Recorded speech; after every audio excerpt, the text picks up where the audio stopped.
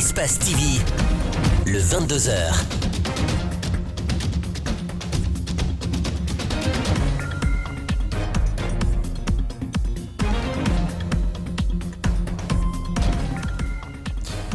Bonsoir à toutes, bonsoir à tous. Bienvenue dans ce journal dont voici les titres.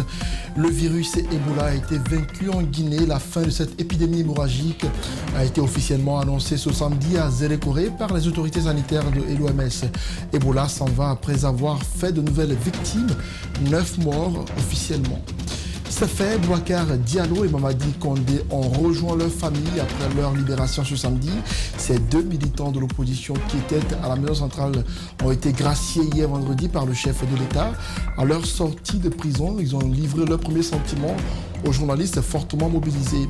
Nous allons clore ce journal par la rubrique La Revue de la Presse, animée chaque samedi soir par Djibril Ba. Ce soir, il sera question de l'ouverture du cadre de dialogue permanent avec Félix Bandoura et les transporteurs.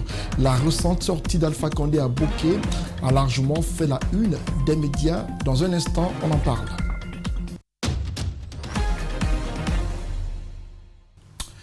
La Guinée dit bye-bye à l'épidémie hémorragique Ebola. Officiellement, la maladie a été déclarée le 14 février 2021 à Gouéké, en Guinée forestière. 4 mois plus tard, l'OMS et les autorités sanitaires guinéennes ont annoncé de manière solennelle et officielle ce samedi 19 juin la fin de ce virus hautement mortel. La cérémonie a mobilisé du monde. La joie se lisait sur tous les visages. Le virus Ebola, il faut le rappeler, pour cette dernière apparition a fait 9 morts selon la NSS. Suivez ce reportage de Alexis Collier depuis Zérékoré. Je suis heureux de déclarer solennellement au nom du chef de l'État la fin de la réjouissance de l'épidémie de la maladie du virus Ebola en Guinée. Il n'aura fallu 4 mois pour que le ministre de la Santé proclame la fin de cette épidémie. 42 jours après le test négatif du dernier malade, la Guinée annonce sa victoire contre Ebola. Cette haute victoire, mesdames et messieurs, contre cette épidémie de la maladie du virus Ebola, elle est la vôtre. Vous, acteurs nationaux et internationaux, la riposte. Cependant, en célébrant aujourd'hui cette victoire, nous devons plus que par le passé redoubler de vigilance. Une déclaration devant l'ensemble des partenaires techniques et financiers, les autorités locales mais aussi des communautés. Pour le représentant de l'OMS en Guinée, la réponse à la résurgence du virus Ebola en Guinée a permis de confirmer la capacité de riposte de la Guinée et ses partenaires sur la base de l'expérience de l'épidémie de 2014-2016. Et cette vaccination avait été testée, expérimentée en Guinée puis en République démocratique du Congo. Ceci a permis de limiter la propagation de la maladie dans les zones limitrophes du foyer initial et aussi de protéger les pays voisins. L'utilisation de nouvelles molécules dans le traitement a également été déterminante. Ainsi, en un peu plus de 4 mois, la chaîne de transmission de la maladie à virus Ebola a été interrompue. Le district sanitaire de Zérékoré a donc démarré 90 jours de surveillance épidémiologique. Les zones affectées par l'épidémie bénéficieront d'une surveillance renforcée et prendra fin le 19 septembre prochain. Ouf de soulagement donc pour les populations guinéennes.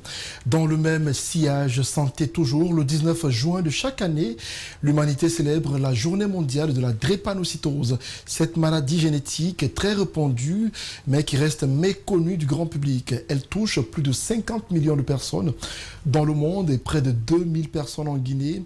Cette journée permet donc d'informer le grand public sur l'existence de cette maladie en Guinée et la nécessité d'un dépistage massif, mais également d'alerter sur les risques et les possibilités de soins. Antoinette Dédé au niveau Guy, Lamine Silla pour les explications.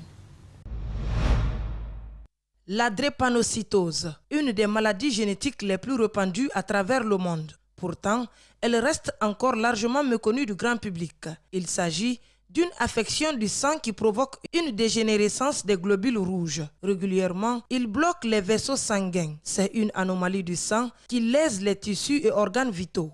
Le globule rouge, au lieu d'avoir la forme arrondie comme sur le sujet normal, a une forme courbée, qu'on peut appeler une forme en faucille, en banane ou en croissant de lune. La maladie se manifeste par une anémie souvent chronique, d'importantes crises douloureuses et par une sensibilité accrue aux infections bactériennes. La forme des porteurs sains, c'est ceux qui ont la maladie dans leur corps, dans le sang, mais qui ne se rendent pas compte, qui ne souffrent pas de la maladie, ce sont les porteurs sains. Nous recevons des médicaments qui sont distribués un peu partout, comme dans les autres unités, à savoir ici chez nous particulièrement l'acide folique, le paracétamol. Mais donc voilà. À l'occasion de la journée, ce père de famille a préféré se faire dépister lui et ses enfants afin de connaître leur statut. J'ai fait le dépistage. Bien avant que je sois là, j'ai passé dans beaucoup de centres. Alors c'est eux qui m'ont conduit vers ici pour faire un autre dépistage et pour savoir maintenant qu'est-ce qu'il faut pour les dispositions à prendre. Les grands absents de ce dépistage, c'est aussi les jeunes couples qui sont exposés à cette maladie. Parallèlement, au centre de Nongo, la même activité s'est tenue à l'université de Somphonia, suivie d'un don de sang. En plus bref et en images, à Accra, au Ghana, le Sénégal et la Guinée ont signé un accord de coopération militaire pour la rouverture très prochaine des frontières entre ces deux États. La signature de cet accord entre les ministres de la Défense des deux pays a lieu en marge du 59e sommet ordinaire des chefs d'État et de gouvernement de la CEDEAO, Dr Mohamed Diané pour la Guinée et Maître Sidiki Kaba pour le Sénégal ont paraphé un protocole d'accord en vue de sécuriser leurs frontières terrestres communes dans le cadre de sa prochaine rouverture. Présent à ce sommet, le président de la Guinée-Bissau s'est attaqué au président guinéen en l'accusant d'avoir fermé les frontières avec les pays sans raison véritable. Je n'enverrai plus jamais des ministres pour signer ce type d'accord, a déclaré Umaru Embalo Sissoko avant d'être stoppé net par le président ghanéen Nana Akufo-Addo. Nous vous l'annoncions hier, la nouvelle s'est concrétisée ce samedi. Boubacar Diallo d'Igrenade et Mamadi Condé, alias Madik Sans Frontières, graciés par le chef de l'État, ont effectivement recouvré leur liberté ce samedi. La presse était fortement mobilisée à la maison centrale de Conakry pour assister à la sortie de prison de ces deux militants de l'opposition. En compagnie de leurs avocats, Grenade et Madik Sans Frontières ont remercié le chef de l'État pour ce geste. Mamadou Kalisso, Ibrahima Sori Kamara, reportage. Après 3 ans, 3 mois et 3 jours de détention, Boubacar Diallo, alias Grenade, recouvre sa liberté. Ce militant engagé de l'UFDG a été condamné à 10 ans de prison ferme, assorti d'une période de sûreté de 5 ans pour détention illégale d'armes de guerre, entre autres. Une peine confirmée en appel il y a quelques semaines. Ce samedi matin, il respire enfin l'air pur de la liberté. Je remercie le chef de l'État d'avoir pensé à nous et de nous faire comprendre qu'il est conscient par ce qu'il est et dans ce qu'il est. Son frère et compagnon d'infortune, Mamadi Condé, Madik Sans Frontières, a bénéficié des mêmes largesses du président de la République, professeur Alpha Condé. Ils ont été graciés ce vendredi soir. Que Dieu préserve la Guinée. Mais merci beaucoup. Leur avocat remercie toutes les personnes qui ont œuvré pour la libération de leurs clients, en particulier le chef de l'État et le ministre de la Justice. Par ailleurs, Maître Beya invite. Aujourd'hui, ils sont libres. Dieu merci. Je demande qu'on oublie. C'est déjà derrière nous. Celui qu'on appelle l'avocat des causes difficiles invite une fois de plus professeur Alpha Condé à élargir sa grâce aux autres détenus, tels que Ousmane Gawal Diallo, Étienne Soropogui et compagnie, sans oublier. Monsieur le Président de la République, d'accepter, d'accorder son pardon réconciliateur au commandant AOB qui, le 19 juillet 2021, aura fait 11 ans de détention provisoire. Sans oublier M. Jean-Guy Lavogué. Les Soussous disent je suis très content. Très content, Grenade l'est aussi. Durant sa détention, il portait également le fardeau de la souffrance de sa grand-mère. À présent, il pourra s'occuper d'elle en toute sérénité. Ma grand-mère, après ici, c'est là-bas. Après lui, c'est ma grand-mère. La décision de libérer Madik sans frontières et Grenade a été largement appréciée. Les proches de ces ex-détenus, leurs avocats, des acteurs politiques, mais aussi des citoyens saluent l'acte du président de la République. Suivez leurs témoignages dans ce reportage de Mamadou Saliouba et de Tierno Sardouba. Personne ne pouvait s'y attendre. Alors, sur l'autoroute Fidel Castro, on ne part pas du dos de la cuillère. La décision du président de la République est salutaire. Les intéressés ont été libérés bien avant la fin de leur peine. Ce qui voudrait dire que c'est un acte qui va dans le sens de la réconciliation et de la déculpation de la crise. Le pardon du père à ses enfants, voilà ici comment on qualifie cette grâce présidentielle. À quelques mètres de là, à l'abri du soleil, on vante une leçon de vie.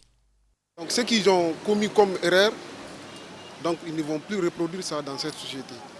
Et donc dans ce cas, le président les a graciés. Et donc cela fait que, parce que nous sommes dans un pays démocratique, même s'ils ne sont pas démocratiques, mais nous tendons vraiment vers la démocratie, quoi. Grenade et Madik sans frontières, libre. Un grand pas, mais pas suffisamment grand pour certains qui invitent le président à aller encore plus loin. S'il a pensé à ces deux personnes-là pour un premier temps, nous souhaiterions qu'il puisse vraiment penser à d'autres qui sont dans la prison, qui ont fait plus de 5 ans sans jugement, pour que ceci-là puisse être jugé, 3 ans, 3 mois, 4 mois, afin de prendre la grâce présidentielle et montrer à tous les Guinéens que c'est la solidarité qui peut vraiment faire avancer ce pays. Une invite à plus de flexibilité, les deux graciés laissent en prison plusieurs autres opposants.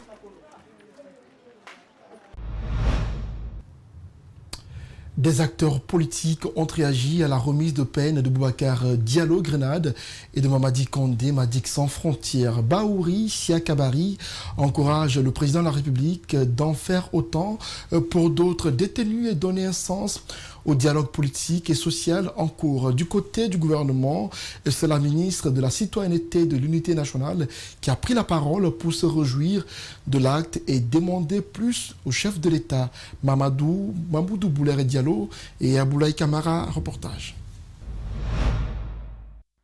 Il a été l'un des tout premiers leaders à avoir utilisé le mot otage politique. Des détenus utilisés par le pouvoir pour bâillonner l'opposition, dénoncer ce fils spirituel du président Condé. Avec la libération de ces deux prisonniers, Siakabari demande aux Guinéens d'apprécier les bons actes et espérer que le président continue dans cette logique. Je dis simplement à M. le Président de la République de penser au sort des autres prisonniers politiques qui sont détenus dans les mêmes conditions que Madik sans frontières et Grenade. Aujourd'hui, tout ce qui compte, c'est la liberté des deux citoyens guinéens, déclare cet ancien exilé politique. Il faut voir les choses de bon côté et souhaiter que toutes les personnes qui sont en détention aujourd'hui pour des faits politiques puissent recouvrer leur liberté, soit par les moyens judiciaires, soit par les moyens que j'allais dire politiques, qui pourraient faire recours à l'expression et à l'exercice du droit de grâce par le président de la République. Rien d'étonnant dans ce acte d'humanisme, a réagi le gouvernement. Cette initiative est salutaire. Ceci pourrait interpeller tous les citoyens guinéens pour continuer à cultiver l'amour de la patrie, le respect des droits, mais aussi des devoirs vis-à-vis de l'État. Chaque individu doit penser à consolider l'unité nationale partout où il est. Une justice indépendante, c'est ce que souhaitent nos interlocuteurs. Aux deux anciens détenus, Dr Jalikatou Diallo les invite à se convertir en messagers de paix à travers des actes concrets. Sur un plan tout autre, ils sont nombreux les migrants qui peinent à s'intégrer dans les pays d'accueil. Certains parmi ceux qui échouent trouvent la mort par manque de soutien. Une situation qui ne laisse pas indifférent un groupe de syndicalistes de l'USTG. Ils ont déposé ce samedi un mémorandum au ministère de la Citoyenneté et de l'Unité nationale. Djibril Ba, Tiernosa Douba les ont suivis. Depuis la nuit du temps, l'homme a exprimé le besoin de se déplacer d'un endroit à un autre et s'y installer. Mais avec l'évolution de l'humanité, ces besoins sont plus souvent conditionnés par des principes. Des principes qui, de nos jours, ne sont pas appliqués à la lettre par de nombreux pays qui reçoivent chaque année des migrants. Ces derniers sont soumis à toutes les formes d'oppression. Ceci ne laisse pas de marbre les syndicalistes de l'USTG qui ont adressé un mémo au ministère de la Citoyenneté et de l'Unité nationale. On a constaté que avant les pères de l'indépendance, ils avaient mis quelque chose en place de sorte que c'est-à-dire le Guinéen qui quittait ici pour le Sénégal se sentait chez lui. Mais ces derniers temps, on a constaté que ça a changé. Ça a changé, les migrants sont maltraités, refoulés et dans des pays même africains, on constate qu'il y a la xénophobie. La population pense que le migrant qui arrive est venu pour prendre ses biens. Il convient de rappeler que la traite des êtres humains est une véritable préoccupation des autorités. Beaucoup de filles guinéennes ont été victimes dans les pays du Proche-Orient. Et vous vous souvenez aussi que ces derniers temps, on voit beaucoup de vidéos sur nos sœurs qui sont dans les pays de Golfe, comment ils souffrent. Et là, c'est leur droit, le migrant a un droit. De la bourse du travail jusqu'au ministère de la Citoyenneté et de l'Unité nationale, les syndicalistes de l'USTG affiliés à la CSI Afrique ont l'espoir de se faire entendre. L'initiative a été vivement accueillie par les autorités. Et la question des migrants rentre effectivement dans celle des droits de l'homme. Ils sont venus déposer un mémo pour qu'on fasse un plaidoyer au niveau des autorités pour la prise en compte effective des éléments constitutifs de la Convention. Le nombre de migrants internationaux dans le monde a atteint 272 millions en 2019, soit une augmentation de 51 millions par rapport à 2010. Actuellement, les migrants internationaux représentent 3,5% de la population mondiale contre 2,8% en 2000, selon les nouvelles estimations publiées par les Nations Unies. Pose de la première pierre pour la construction d'un bloc administratif et le réaménagement de la façade de l'Institut supérieur des mines et géologie de Bokeh. Cette démarche des autorités des géomines s'inscrit dans le cadre de la réalisation des édifices en faveur des responsables administratifs à travers le financement des partenaires et l'appui du ministère de l'Enseignement supérieur et de la Recherche scientifique. La cérémonie s'est déroulée dans l'amphithéâtre du dit institut. Reportage Djenabou Kamara Aïssa Toukeso Diallo Salifou Lifo Sissé. Il s'agit de la construction d'un bloc administratif R+3 en faveur des autorités de l'Institut des mines et géologie de Bokeh. Dans son discours de circonstance, la directrice générale de l'Institut décline les ambitions qui les animent à œuvrer pour la réalisation de ce projet. Ils ont cru en ce projet et aux porteurs de projets que nous sommes tous. Et pour cela, je voudrais une nouvelle fois les rassurer que tous les fonds et les dons mis à la disposition de notre institution seront utilisés à bon escient. Pour sa part, le représentant du ministère de l'Enseignement supérieur et de la Recherche scientifique reconnaît les efforts des responsables de la géomine dans le cadre des réformes pédagogiques et infrastructurelles. C'est grâce à ce partenariat que nous sommes réunis aujourd'hui pour parler de la mise en terre d'un bâtiment qui va représenter, disons, le fleuron de la réussite de la coopération entre l'université et les structures minières. Présente à cette cérémonie, Djenab Kamara, députée uninominale de Bofa, a mis un accent sur le dénouement des femmes dans l'éducation. Je suis un peu le fruit de cette politique du président de la République lorsqu'il m'a nommé très jeune en tant que chef de cabinet d'un très grand ministère. Et nous nous sommes dit qu'il fallait également tendre la main à d'autres jeunes dames capables, compétentes. À la question de savoir si l'exécution du projet sera favorable aux entrepreneurs, le chef du projet promet d'impliquer toutes les équipes afin d'être dans le délai prévu. La coordination des jeunes de la Basse-Guinée a été dissoute par une assemblée des membres ce samedi. Un appel à toutes les structures de la région d'œuvrer pour la mise en place du nouveau bureau a été lancé. Mamadou Sa Diobalde commente ces images de Mohamed Al-Hussein Kamara. L'ex-bureau n'a pas été à la hauteur des attentes des membres, fustige irresponsable. Les dissensions ont éloigné le bureau des objectifs. L'ancien bureau sortant, vous savez, il y avait un bicéphalisme qui ne disait pas son nom.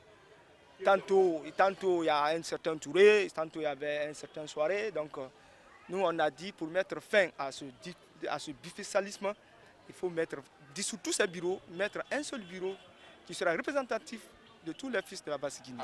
Une prise de conscience pour changer un système de gouvernance. Après des échanges parfois musclés, une nouvelle alternative s'impose.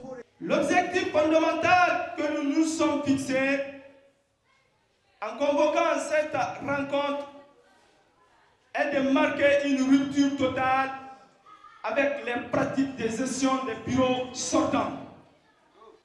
Pour terminer, nous invitons tous les membres et sympathisants d'une part et tous les fils de la Basse-Guinée d'autre part à observer la retenue jusqu'à la mise en place de la nouvelle équipe. Toutefois, l'ancien bureau était invité à prendre part à toutes les discussions pour reprendre un bon élan. Avant le congrès, une rencontre autour de la table est un passage obligé. Tous les fils de la Basse-Guinée, que ce soit les filles, les hommes, jusqu'à le résultat final se trouve sur la table ronde de tous les sages de la Basse-Guinée. Qu'est-ce qu'on nous a dit? De reprendre sur la table ronde. On a invité tout le monde. Et on invite aujourd'hui le bureau qui a été en place, qui n'avait pas fonctionné. Le président de ce bureau est invité de revenir sur la table ronde pour conjuguer et mettre sur le point. Et puis ce publi-reportage, lancement ce samedi d'une boutique dénommée 7 Média Plus à Prima Center, un centre commercial de galeries, de shopping et de vente de vêtements. Une boutique qui vient augmenter la taille de cette entreprise. Son inauguration a connu la présence de plusieurs clients qui ont apprécié le coût et la qualité des objets. C'est un publi-reportage que nous signent Gena Bangoura et Alseni Kamara. Plus besoin d'aller loin pour vous acquérir des produits de bonne qualité. Prima Center, situé à Koloma dans la commune de Ratoma, vous ouvre cette nouvelle boutique intitulée 7 Média Plus, contenant des appareils de dernière génération. Elle est composée des ordinateurs, des téléphones, des drones, des mini-offerts, entre autres. C'est l'un des premiers Apple Store vraiment digne de ce nom en Guinée. Et nous avons vraiment voulu ressortir quelque chose, un truc luxe mais accessible à tout un chacun. Gagner le cœur des clients en leur vendant des bons produits, c'est l'une des ambitions de ces travailleurs. C'est pourquoi ces appareils sont vendus à un prix concurrentiel. On a une promotion du samedi jusqu'au dimanche 21h parce qu'on a une remise de 5% sur tous les produits qui vont être dans cette boutique aujourd'hui. Des clients sont émerveillés des objets qui s'y trouvent de par leur qualité. Pour eux, cette boutique va désormais régler leurs petits soucis en matière de la technologie. Ici, c'est impeccable. C'est impeccable. Je suis plus que dépassé. Et pour moi, on ne pouvait pas avoir des lieux pareils en Guinée. Les produits que j'ai vus ici, vraiment, c'est des produits qui sont des nouvelles technologies. Vraiment, c'est des produits aussi originaux. N'oubliez pas que nous sommes dans un monde aujourd'hui où on ne peut pas rester sans téléphone. Et si on a surtout des personnes qui nous encouragent à mieux entretenir nos différents téléphones, je pense que c'est l'idéal. Honnêtement, dès que je suis arrivée, c'était vraiment une grande satisfaction. Et surtout, voir un grand investissement comme ça de la part de nos enfants, je pense que c'est vraiment une grande fierté.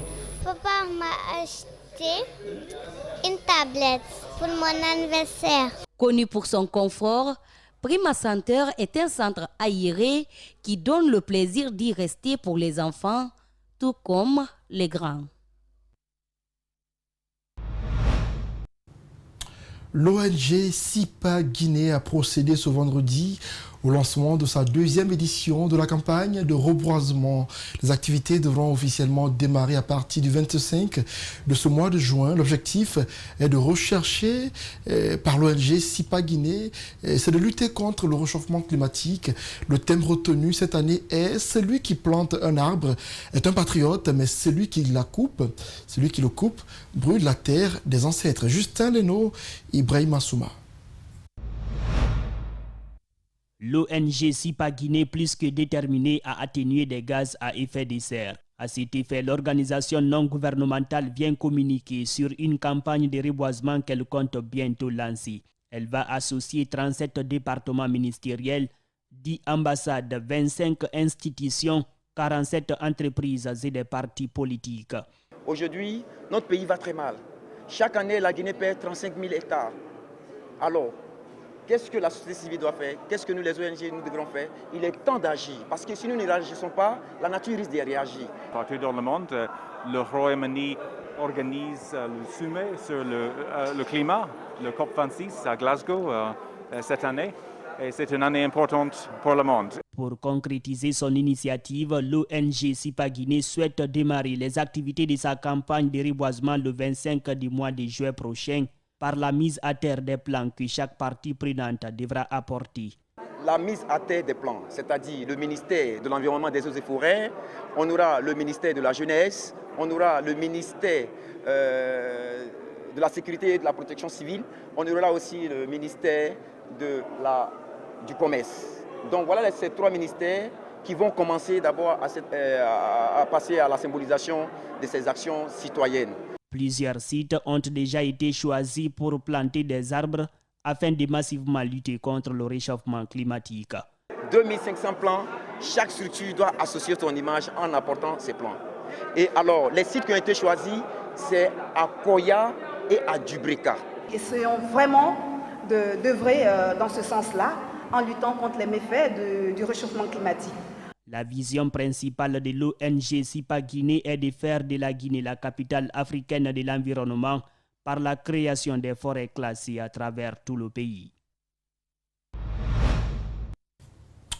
Religion à présent, célébration ce week-end des 25 ans d'existence de la paroisse Notre-Dame des Monts-Carmel de Hamdalaï dans la commune de Ratoma. Cette église catholique a par la même occasion célébré ses 15 ans de jumelage avec la paroisse Bienheureux Marcel Caillot de Nantes en France. La messe du jubilé a été célébrée par Monseigneur Vincent Koulibaly, archevêque de Conakry. André Mossier Milimono, Ibrahima Deko Souma.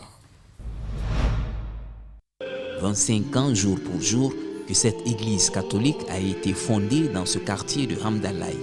Les fidèles chrétiens de la paroisse remercient Dieu pour ses bienfaits à travers cette messe de commémoration célébrée par l'archevêque de Conakry qui n'a pas manqué de louer les efforts des uns et des autres pour les 25 années de vie de la paroisse. Nous devons aussi remercier Dieu, notre Père, qui vous a permis de terminer la construction de votre église et de procéder à sa consécration dès 2009, 13 ans après l'érection de votre paroisse. J'ai chaleureusement salué en 2009 cet exploit. Par la même occasion, les fidèles chrétiens de la paroisse célèbrent 15 ans de jumelage entre cette église et la paroisse Bienheureux Marcel Caillot de Nantes en France. D'un infirmier de Conakry qui était venu en stage à l'hôpital de Nantes, eh bien, nous avons créé des liens d'amitié et il nous a demandé à engager avec sa communauté paroissiale une fraternité. Depuis là, le jumelage d'abord pastoralement nous est rentable parce que nous communiquons avec les gens de Nantes régulièrement. nous nous envoyons des courriers. Plusieurs jeunes ont à cette occasion reçu le sacrement de la confirmation des mains de l'archevêque de Conakry. Les fidèles n'ont pas manqué d'exprimer leur satisfaction de pouvoir commémorer ces deux événements assez significatifs pour leur paroisse. C'est une grande joie que de venir partager un événement aussi heureux de 25 ans dans la communauté ici. Et je vois que c'est une paroisse très active. Nous sommes passés d'un hangar à une église qui, comme vous le voyez, est même en extension parce que le peuple de Dieu s'augmente de jour en jour. La paroisse Notre-Dame des Monts Carmel a été fondée en 1996 et a signé la convention de jumelage avec la paroisse de Nantes en 2006. La rubrique Revue de la presse pour clore ce journal. La semaine a été marquée par le début du cadre permanent du dialogue politique et social. La presse locale a largement traité la rencontre entre Fodé Bangoura et les acteurs des transports.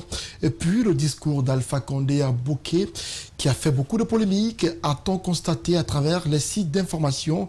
Voyons tout cela avec Djibril Ba, à qui on dit bonsoir.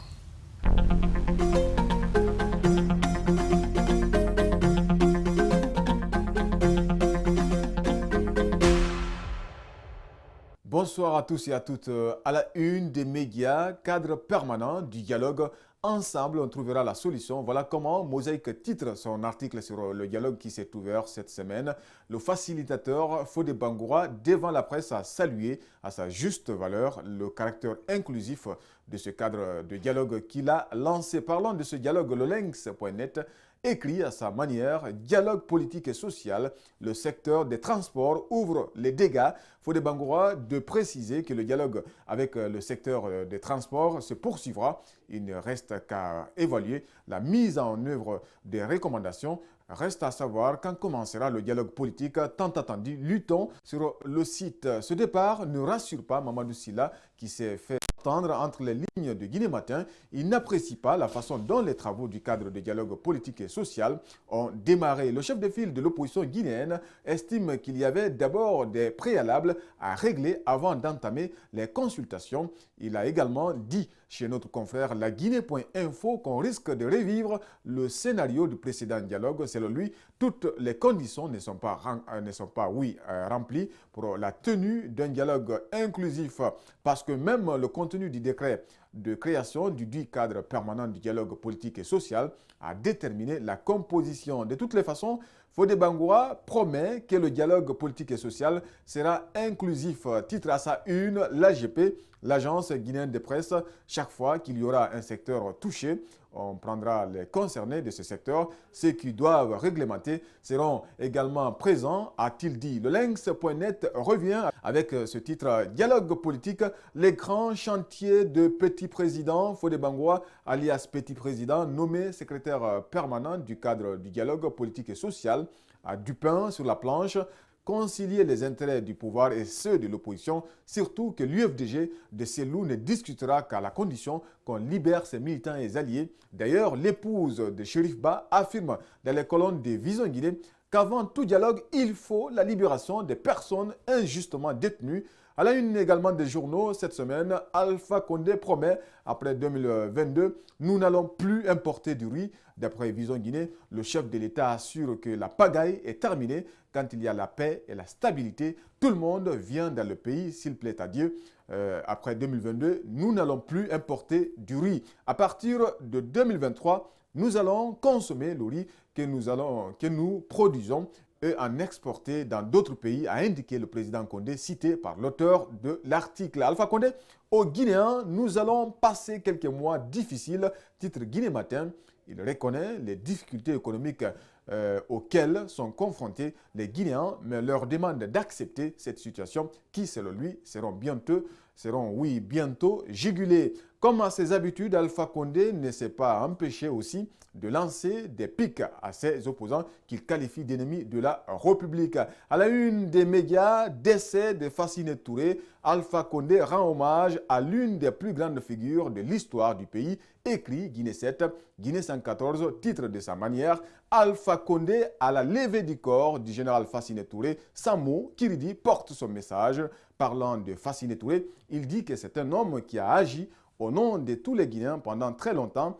Et il a posé des actes qui ne peuvent rester que dans notre mémoire commune. Toujours sur la page de Guinée 114, l'office du défunt Ahmed Touré répond à Mamadou Sylla « Non, mon père n'est pas mort misérablement ». Toutefois, Ahmed Touré reconnaît que le chef de l'État Alpha Condé avait une fois assisté son défunt père. Djibril Ba, le spécialiste maison des questions de revue. Merci à tous ceux qui ont suivi ce journal. Bon week-end chez vous. Au revoir.